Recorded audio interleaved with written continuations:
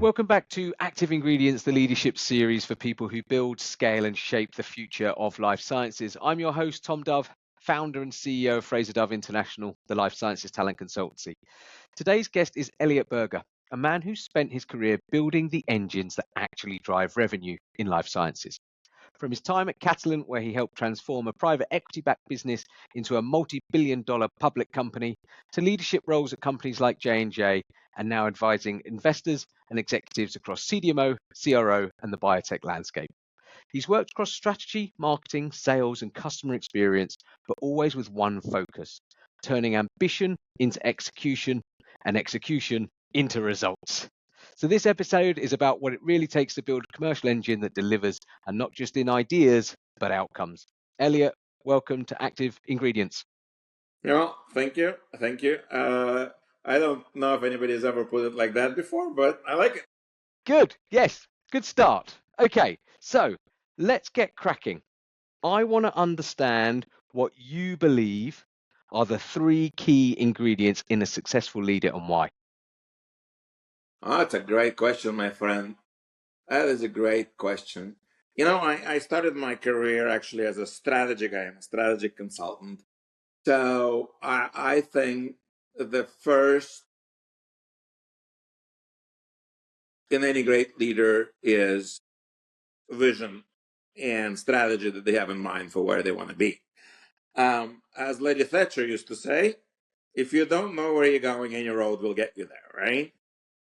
And then she also used to say, if you stand in the middle of the road, you'll get hit by traffic from both sides. So I think the first ingredient is definitely a vision and a strategy. Or it could be a mission. It could be a social objective. It could be your own personal dream, and a strategy to get there. But you have to be going somewhere. You said in your introduction, ambition could be an ambition, but it's got to be somewhere, right? I think the second thing is team building, if you will. Every great leader has an entourage, if you will. I'm a marketing guy, so I think in terms of ads and entertainment and so on. If you ever seen the series Entourage, right? That's more fun than we get to experience, but you got to have a team. And there are people say, well, it's humble leadership, it's visionary leadership, it's this or that. That doesn't really matter as long as you have a knack of developing a very strong team around you. It's got to be diverse from the point of view of skills and approaches, and mindsets and experiences and strengths and weaknesses. But you got to have that team that supports you. So as you go and build from place to place, you've got a team. And I think the third one is, the right mix of execution and detail. And some people are like all detail oriented, and some people say great execution beats strategy. No, if you don't know where you're going and executing to it, you don't know where you're going to end up. So it's okay, right? But I think a great leader needs to have the right mix that works for them and their team in terms of delegation, attention to detail, excellence. John Chiminski used to be the chairman and CEO of Catalent, for whom I worked for many years, used to say better every 30 days, right? So it wasn't that you were expected to be great all the time, but you were expecting to strive for excellence and improve it every 30 days. So I say vision and strategy is one, building your own team is the second one, and developing the right mix of delegation versus detail versus quality versus excellence is the third. Love it. Thank you, Elliott. Greatly appreciated. These are nice as well. When we talk about the commercial engine and then you start to bring some of this to life, I really enjoy some of this marketing aspect to it. Well, we got somebody in the background there giving us a little bit of cheerleading as well going on. Yeah, like post-COVID era, I say dogs and children are always welcome. Not cats, because the cat will come over here and knock your iPad out.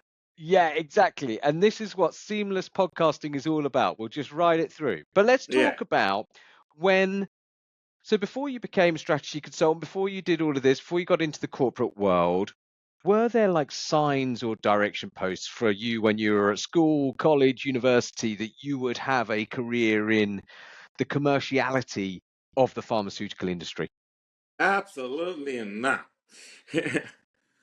It's I came to this country from the Soviet Union as this was falling apart, and most immigrants, work hard, get a profession. There's no second generation money to fall back on, and everybody is like going for certain things. The lawyers and the doctors and the engineers and all. God help me, coders and things like that. Who would have thought coder would be a problem profession? We can talk about AI in a minute. But so when I first went to college, University of California at Santa Cruz for about a year, I thought I would study computer science.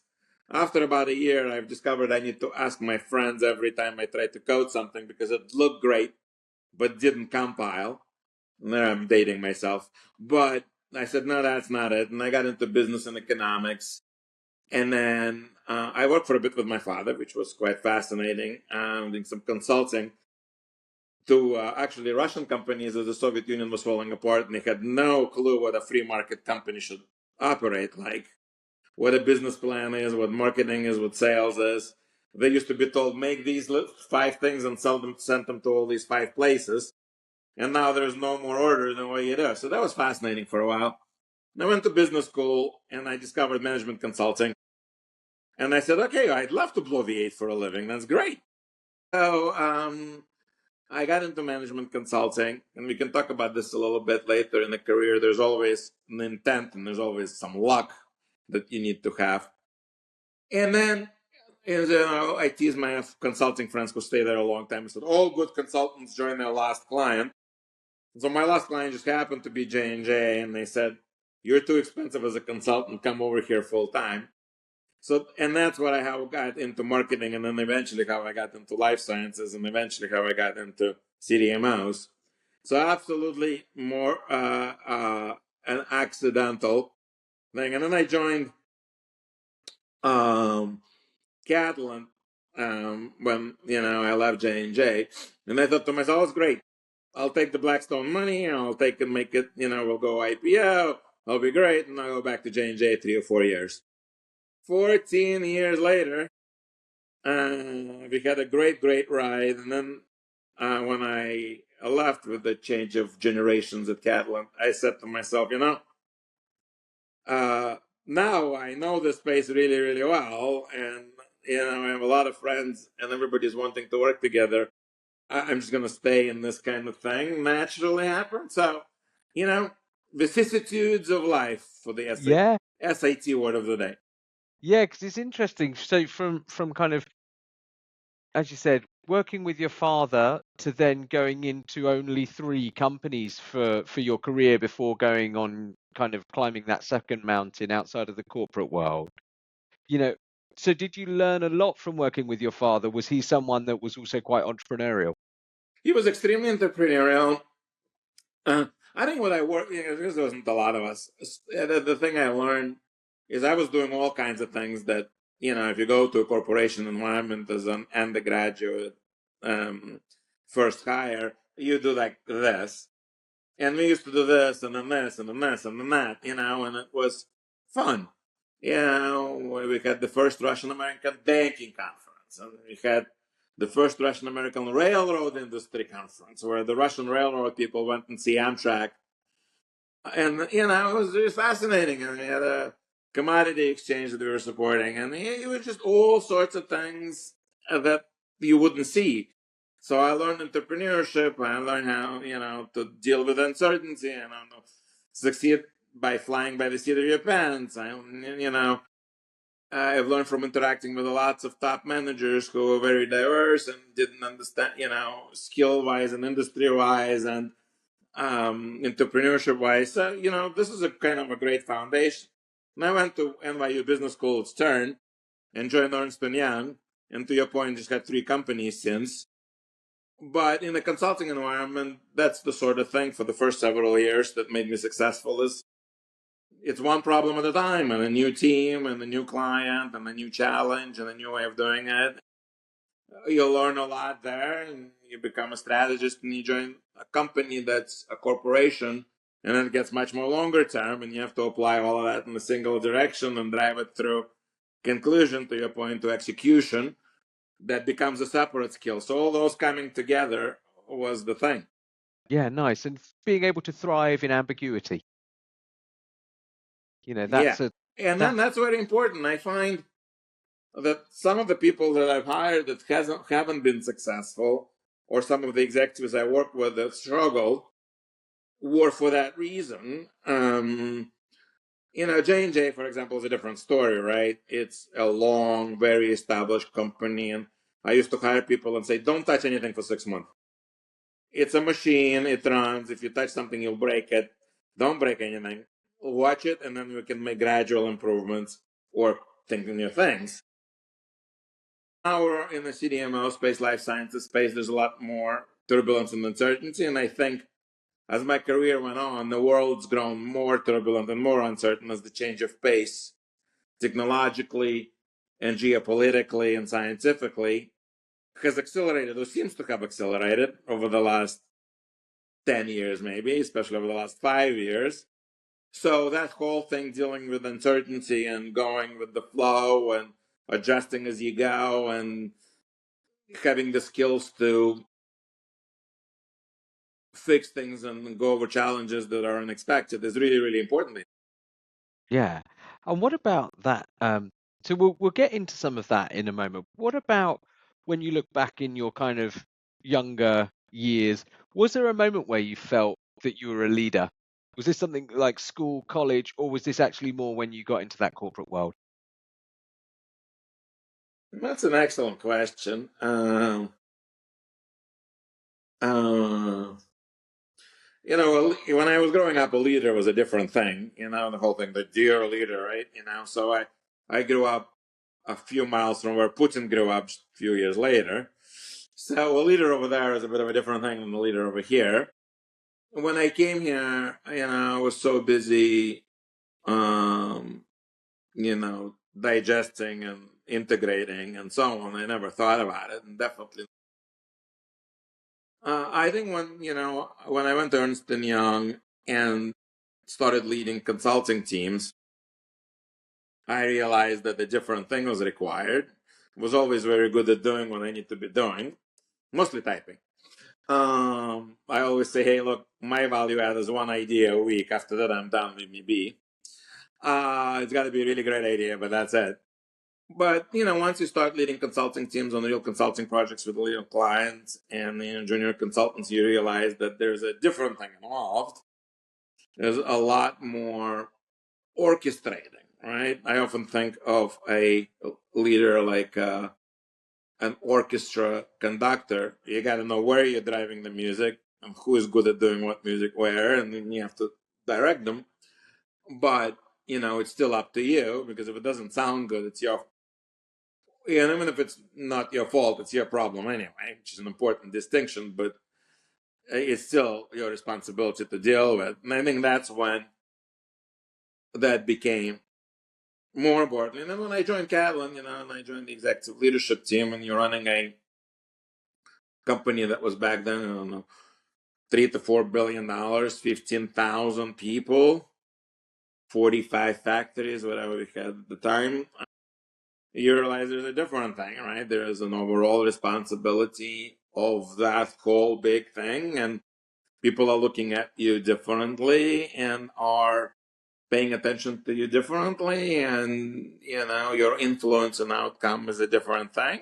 So you end up doing less work and more orchestrating and more mentoring and more coordinating than doing. But all of that makes us a change, and the leader has to do all of those things together. Yeah. Yeah. And then, one of the key themes for you throughout your career has been able to build commercial engines, in different environments, different organizations, but it's being able to take a strategy and then put some kind of systemization in that then delivers the outcome. What does a true commercial engine look like or feel like when it's working properly? It feels great when it's working properly. Look, so, again, my skills, when you start to be a strategist by being a strategist, as opposed to by being a sales field leader, right, or a field salesperson, strategy is very structured, right? You have to have a structure. It has to be very logical. It has to cover the whole universe. It has to be, consultants call it, comprehensive and mutually exclusive, right? So it can be randomly overlapping so on. So you have to have a system. And as opposed to a lot of other people, I'm actually somewhat agnostic as to what exactly is the system. Now, there's some systems that are no good, some systems are better, but the first and most important thing is to have a system. And a commercial system, like an engine, needs all the elements. And there could be multiple engine designs, but all engines have to have a fuel intake. It has to have, a piston, or, depending on what sort of engine, but it's got to have a thing. And it starts with a blueprint, and then it's a very meticulous construction. And if you don't want the engine to quit in the middle of a flight, it's got to be very well constructed and very well tested. So I think a commercial engine is similar to that extent. You have to have marketing, and you have to have sales, and you have to have commercial operations. All right? If you don't have marketing, you're depending on sales to overcome the whole thing, including awareness problems and generate all your leads and so on. That is very usually not the best thing to do, unless you're selling something absolutely amazing where it sells itself. And it's a temporary phenomenon always. Somebody always makes a copy that's good and almost as good or way cheaper. So you need to have a marketing engine that delivers the reputation of the company and the leads and the awareness and the credibility. I used to have an ad that the former J&J boss gave me when I joined Catalent. I had it on my wall for 14 years and had a very stern-looking gentleman in horn rim glasses looking at you and says, I don't know you. I don't know your company. I don't know your reputation. I don't know what you make. Now, what are you here to sell me? And I always said, look, my job in the B2B sales environment is to keep that guy away from you. So by the time you show up somewhere, they go, oh, yeah, you guys, I've seen you. Let's talk. And that's for a B2B environment that we are in. I also used to say that, in a B2C environment, the marketing team is on the field playing, and the sales team is in the booth selling tickets. But in the B2B environment, the sales team is on the field playing, and the marketing team is like an assistant coach standing on the side yelling that way, all right? So, but in either case, you have to have a sales and a marketing team. They have a different set of options, but you have to have a marketing team. And then on the sales side, you have to have a properly set up sales team. They have to be properly trained. They have to be properly supported. They have to know what they're selling, know the product. They have to know the value proposition. They have to be able to negotiate. They have to be able to hunt. They have to be able to close. This is the most important thing. Always be closing. If you haven't seen if you're in the sales and you haven't seen Glengarry Glen Ross, go see it. I've seen it live with Al Pacino in the main role. There's another version now on Broadway. And there is a system to that. Now, I'm not a sales executive, but I work with some great ones, Will Downey and others. You have to have a system. And then I think people overlook sales ops or commercial ops. Somebody has to keep track. Somebody has to keep the CRM. Somebody has to keep up the support. Somebody has to process the deal. Somebody has to issue the quotes. Somebody has to close the deals and monitor the contracts. All of that stuff is very, very important because the best sales and marketing team can't operate if that's not being done very well in the background. In the tough environments, and the environments always get tough, or sometimes it's really great for a while, but the environment is usually tough, and right now it's pretty tough. Being good or average or good is not good enough. You have to be excellent. Because if you're good, somebody who is excellent will eat your breakfast. That always happens. So you have to have an excellent marketing system, an excellent sales system, and an excellent commercial operation system. Otherwise, somebody who is better will eat your breakfast. Where do most organizations break down in that? Marketing, sales, commercial operations, or is it the handoff between them? I think most organizations break down in not having a system. So I do a lot of consulting now for CDMOs and pharma services groups of all sorts and their investors. And then most of the time I come out and they don't have a full system. And it's like an engine to my earlier point. You have everything, but you forgot the intake and nothing is working because no gasoline. Right? And or there are disparate systems, there are disparate people doing disparate things, and they may be great people. I've seen great people, but there isn't a system, and so they're not working together, and don't have the direction, and they don't know what the objectives are.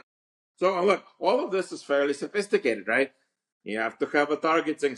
You have to know who the target customers are. You need to have a priority on that. You need to know where they are. You need to know whose job it is to go after each one. You have a marketing plan that softens them up. You have to have a sales plan that reaches them. You have to have a system that gets out quotes. And then the first thing you got to do is have the system in place. And even an average system with good people is better than no system with awesome people or more people.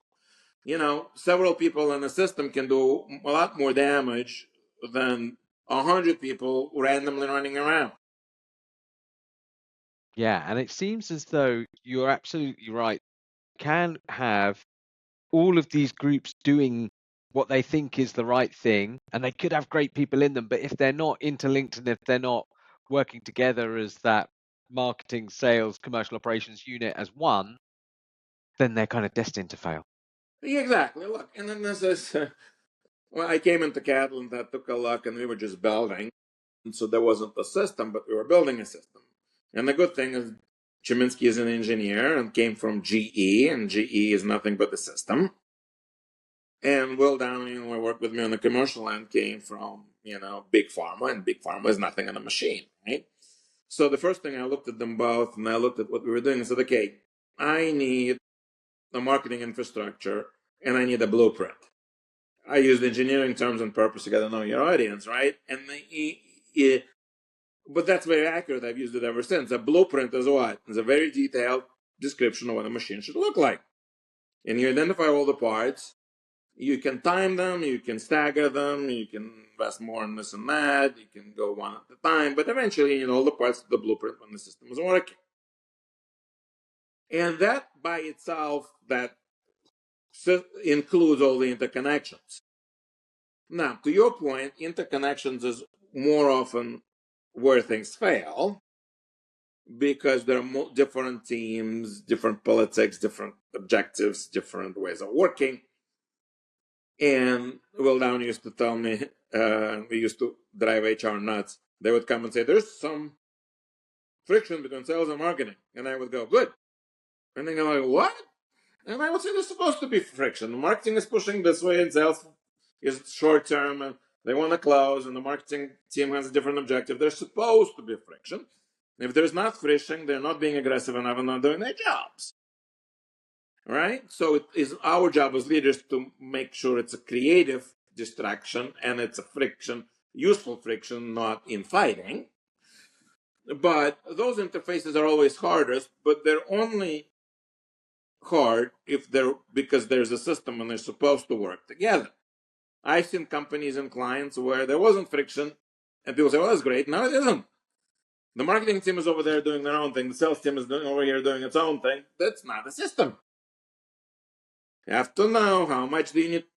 The most important thing, you'll say, well, what's your revenue target? And they usually know it because CFO gave them one.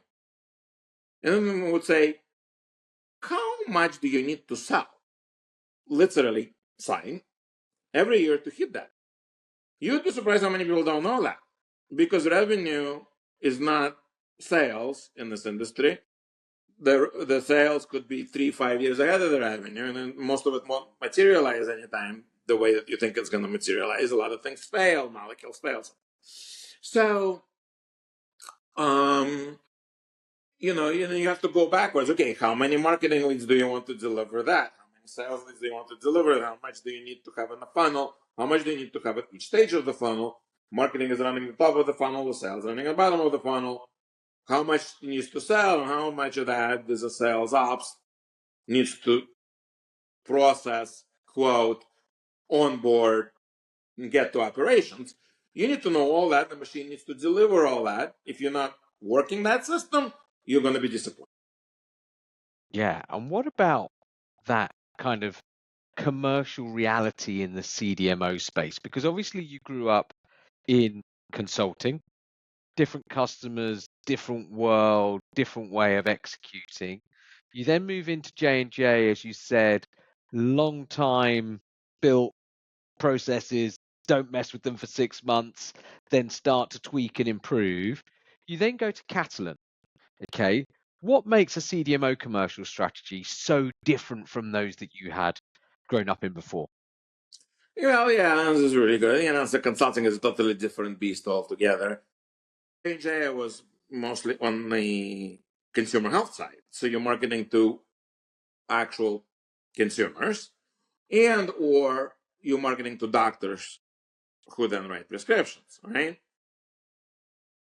The B2B sale that the CDMO is on is a completely different beast, where it's a complete B2B sale to a very sophisticated very audience. There's a complex organization in most cases that has economic decision makers, technical decision makers, influencers, blockers, boards, procurement department got help everybody, right? Yeah, it's a completely different challenge. But to some extent, it doesn't matter.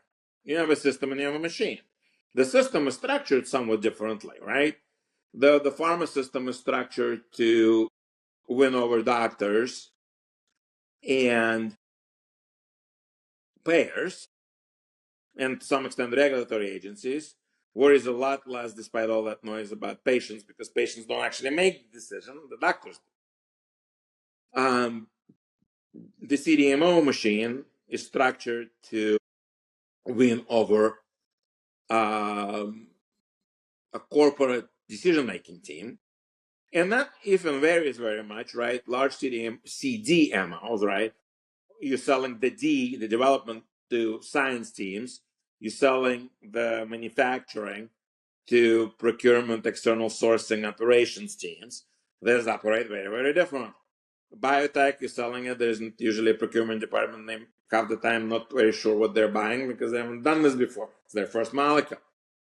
And then you're selling on the big commercial side, you're selling to J&J, they know exactly how they want to buy what they want to buy and don't care what you sell. So all of that on this, however, it doesn't really matter, right? When I joined Catalent, I was asked, hey, look, you spend a lot of time on Johnson's baby brand. How are you going to sell CDMO services? I said, look, if you're selling one of the most iconic brands on the planet to hormonal pregnant women, I actually think it's a lot easier to sell to pharmaceutical executives, right? At least you know what logically they should want, right? And you learn very quickly that in sales and marketing, you don't listen to yourself. I don't know what a pregnant woman or a brand new mother is going through. I need to listen to her. And then, on the pharma space, you need to listen to the client and you need to give them what they want in a structured machine way. And why do you think some leaders that move from big pharma to the CDMO environment struggle so much? Well, because it's a different machine. So you have to be flexible and deal with uncertainty and adapt your skills, as we talked about earlier. Lots of people are not very good at that. I've got the same problem in marketing. If you hire marketers that are from pharma, you go, well, pharma marketing. It isn't. Pharma marketing is marketing to doctors and sometimes to patients to have them as the doctor. It's a completely different art form than marketing to pharma executives. So I would always ask people when I was interviewing them, I said, okay, look, you're going to have to market to yourself or to your colleagues, not to who you were marketing to before. Can you do that? The budgets are an order of magnitude different, the activities are different, and the value props are different. Good marketers should be able to do that, but it is not easy because you have to change your mindset. You send me right now at my age back to B2C marketing, which I do know and I've done. I'm going to tread water for a little while because things have changed in 20 years. Technology stacks and approaches and, AI and programmable and social and all that stuff and influencers and, all that. So, executives coming across will have trouble with it. Also, pharma, especially large pharma, the order of magnitude of a budget is different. Usually have much larger teams, much slower pace, much more money. Now, you ask them, they won't tell you because nobody ever has enough money, right? Money is always demands money. But, my last year at J&J, my marketing budget was in the hundreds of millions. My first year at Catalent was in the hundreds of thousands. And I used to tell my CFO, look, stop complaining to me. I didn't come here for the budget. Hey, Matt. So those are challenges. Those are real challenges. You have to adjust the pace. You have to adjust the uncertainty. You have to adjust the number of people you have. You have to adjust the political environment you're in.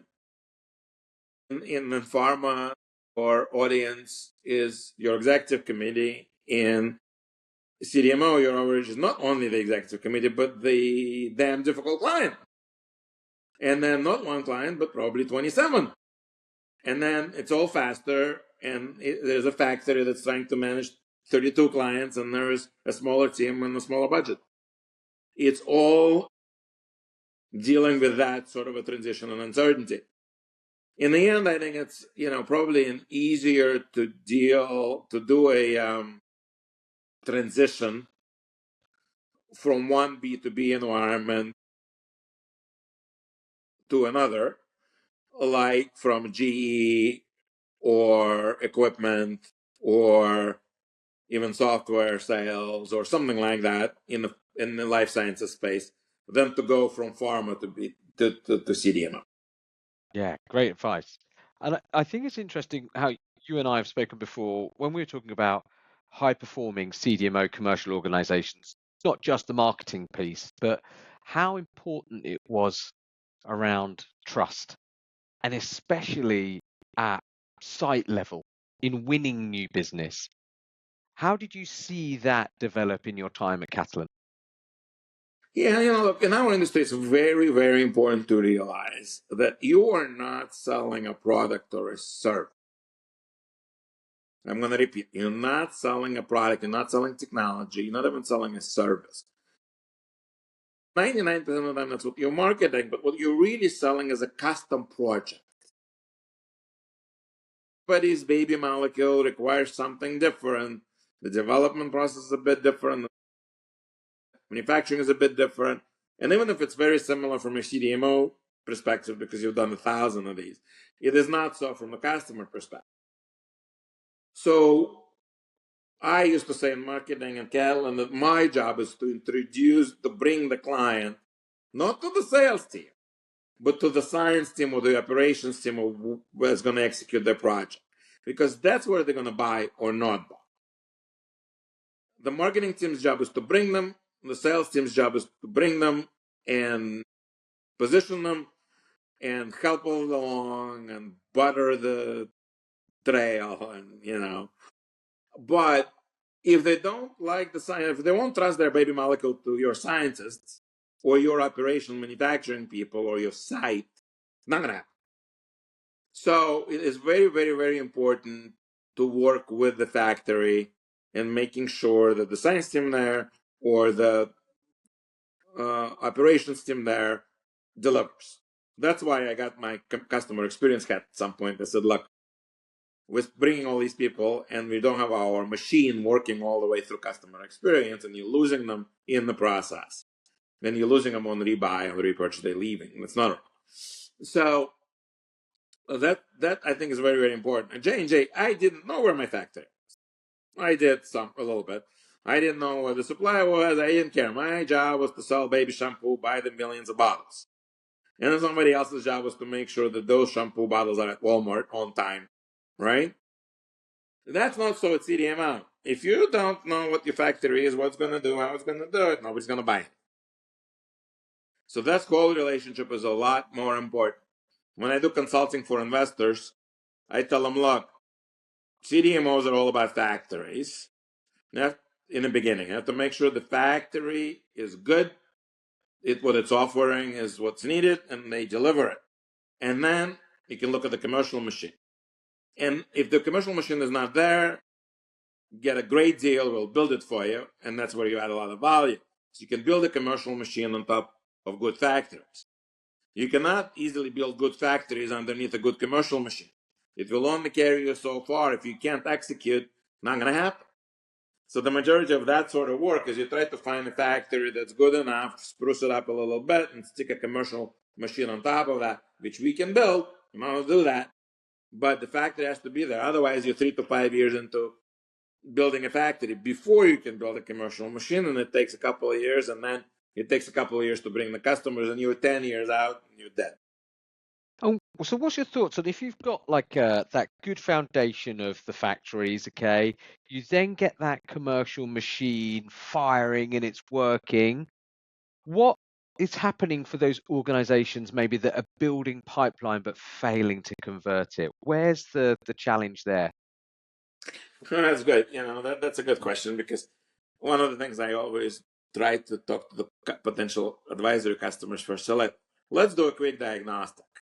All right. By now, I've seen the machine operate really, really well, not only at Catalent, but now from a number of places and slightly different, but it's still a machine. And then J&J was a different machine, and Ernst & Young is a great machine on its own and still ticking very well, right? So the first thing you got to look at the machine and say, look, where is it leaking? It's like an engine again, right? It's leaking somewhere. And there are obvious places where it usually leaks. And there is either not enough coming into the top because you're not doing enough sales and marketing at the top. People don't know who you are. You're not reaching out to enough people. You're not generating enough leads, maybe. And everything else trickling through the machine properly, but there's just not enough on top. You're not giving it enough gasoline, right? Turn on one of my favorite songs, like Gasoline, and go for it, right? Or you're flooding the machine on the top, but your conversion mechanism isn't working. It's either a marketing conversion mechanism is not working, or the interface between sales and marketing that's not working, or you're not closing enough on the top of the funnel, you're not closing enough on the bottom of the funnel. Funnel analysis doesn't take very long. An experienced set of people can take a look at your funnel, look at the conversion rates, and go, oh. Now, I had a client recently, they had over 1,000 names in the work in process stage. And I'm like, you're insane. That is not. I can tell you right now that's not. Either they're not really being worked on, or there's a lot of dead people in there, or you're not progressing. There's something wrong right now. And in some cases, it's the interface between sales and marketing. In some cases, the sales team isn't doing the job because the win rate's not. And then you look at it and you go, okay, if the win rate's not there, it is not always a sales problem. Because as I've just mentioned, you're not going to sell anything if the science team or the operations team, depending on what you're selling, is not doing work. It's not excellent. So you got to go and look. And I have a couple of friends that, I work with, because, I won't be able to tell you off the top of my head. I would, but not with that level of certainty. If the factory is great or the science team is great. So you got to go and say, look, they're not selling the right thing, or they're selling the right thing. The site looks like crap, or it doesn't look like crap, but they don't take care of the customer, right? We had a guy, shout out to Matt Mullen, who used to run our Kansas City facility, and now at Experic, the CEO, and the new CEO. You come down to Kansas City, you're wanted. They'll take care of you. He'll come out, smile, you shake your hand, bring an umbrella if it's raining, give you a bottle of water and a Wi-Fi password. take you through the factory. The factory looks amazing. Everybody is working. Everybody's engaged. Everybody's talking to you. Good people. They go, I can leave my baby here. It's like bringing a baby to kindergarten. It smells. The head teacher doesn't come out. The teacher looks obnoxious or disinterested. You're not leaving the baby. So you got to do that whole diagnostic thing all the way through, identify where the issue is, and fix the machine. Sometimes you go around, you look, and there's no machine, but most of the time you look, there's some sort of machine. It's leaking in 3 different places. You plug the leak, you optimize the machine, you stress the machine, you add a little bit of fuel on top.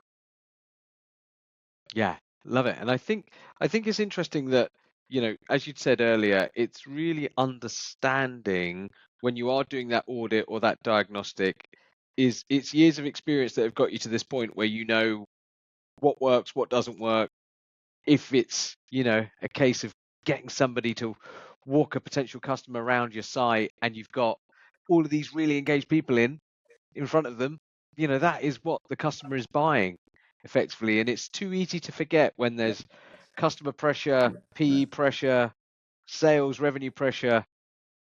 Sometimes you forget about, the customers coming in and having great experience with that organization, because, trust and credibility are easy things to lose, sadly, in the CDMO industry. Yeah, you have to go all the way through. You have to have an amazing first visit experience. You have an amazing kind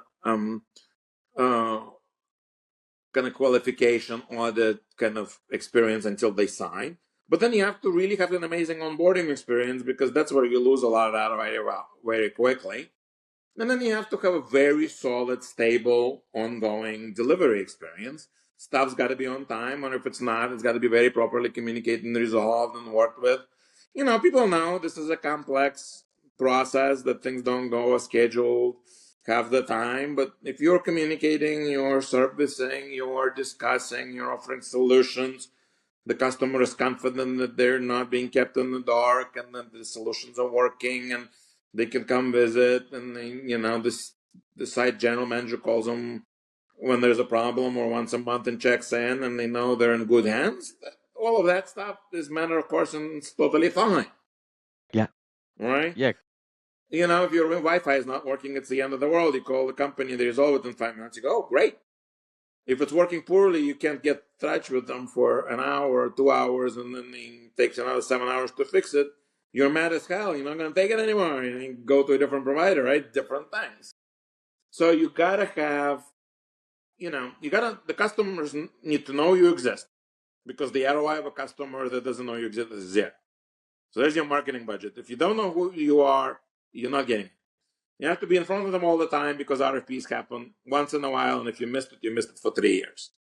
And then you have to have a strong sales experience where they work through the machine, feel comfortable, strong onboarding experience, and strong delivery experience, with a strong sales team, a strong science team, and a strong operations team. All of that needs to be in the machine.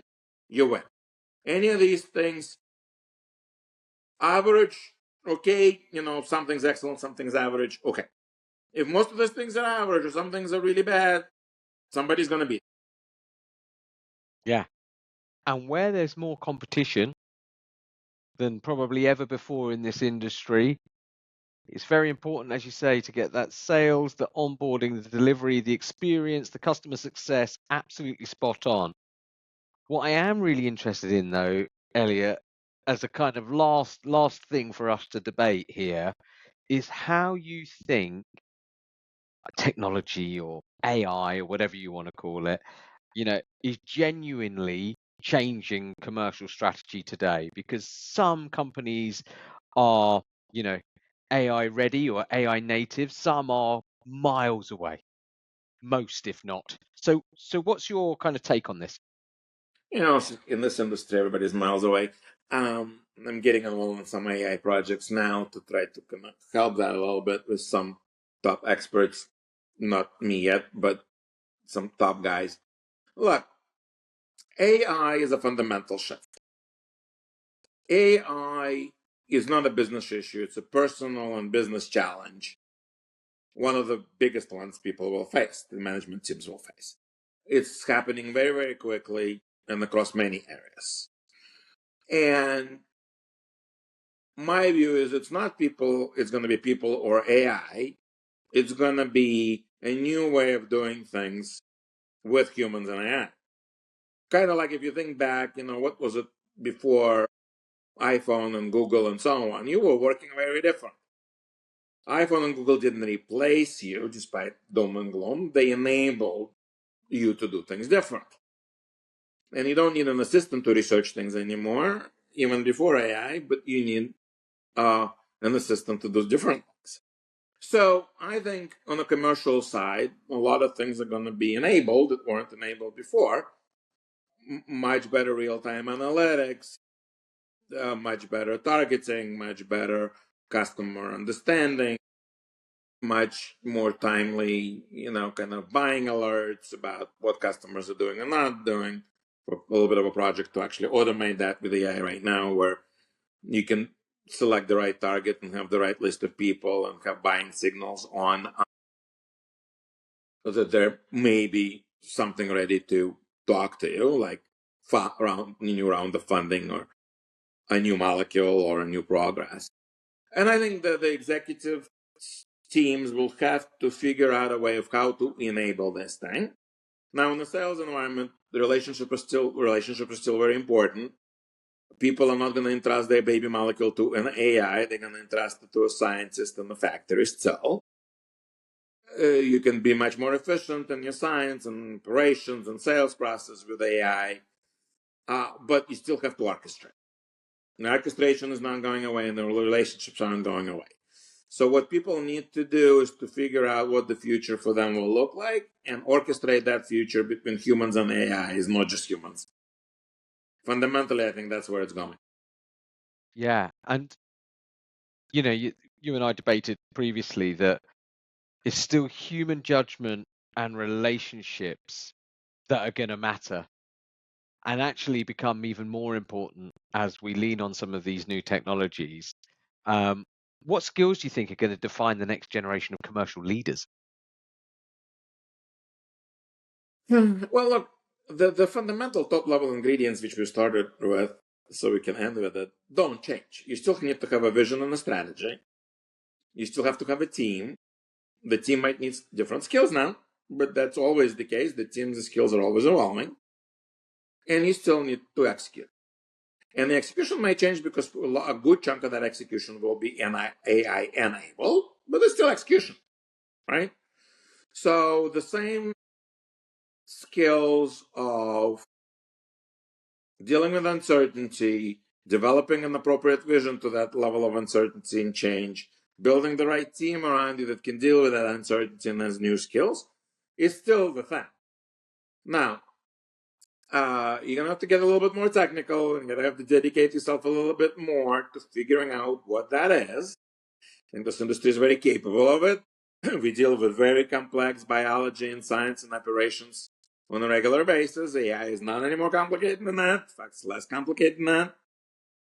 But it's new and unusual, right? So you gotta devote some time, find the right mentors, find the right support system. And in fact, the project I'm working on is around that because there's a lot of boot camps and consultants and $1 million projects.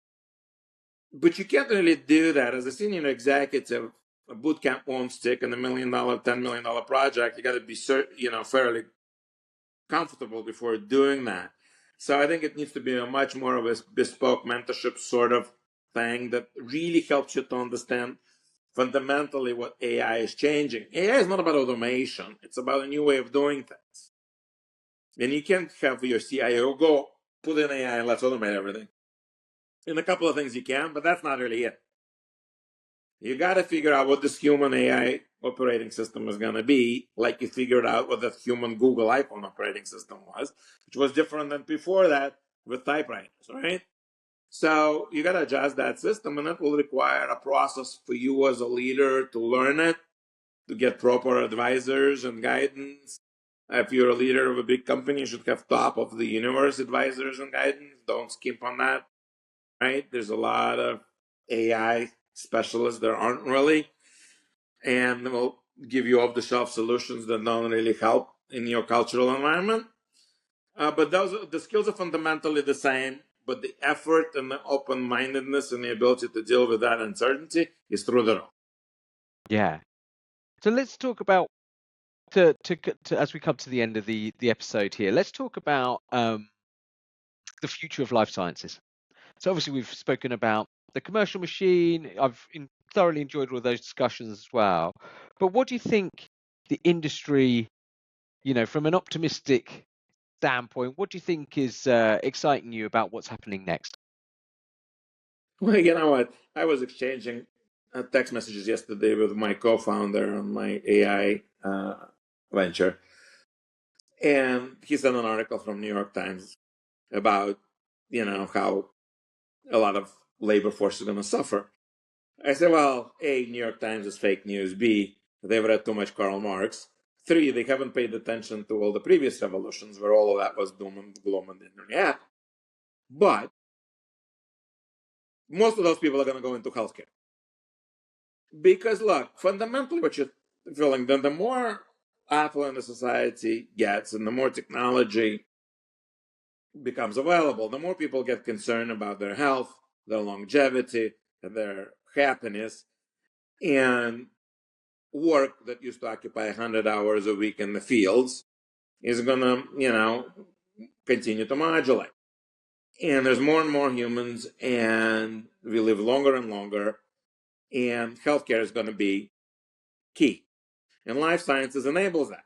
We have more and more treatments for more and more diseases and more science breakthroughs that deliver more and more of that. Think about it. 10 years ago, we had small molecule pills and large molecule mAbs, more or less it. Now we have cells and genes and cytokines and fusion proteins and, XRNA, whatever that. Dozens of these things, right? And all of them are very promising. And eventually all of them are going to get through because anything that cures humans will eventually get funded and get through. So that paints a very, very promising picture of the life sciences industry as a area. The nature of work is going to change. Some is going to get done by AI, some is going to get done by humans, but a lot more people are going to be involved in healthcare in the broadest possible sense, from care to medicine to devices to brain AI interfaces, you name it. And I think that that's a very positive thing. I think people in life sciences are in good space. They just need to stay flexible, be okay with uncertainty, incorporate AI where they can. And, when people always try to do my job, in corporate environment, people try to encroach. I always say, hey, go ahead, do my job. I'll take half the credit and go on and do something else and take most of the credit for that also. And then my team gets the rest of the credit and everybody's good. So I'm not going to object when other people do my job.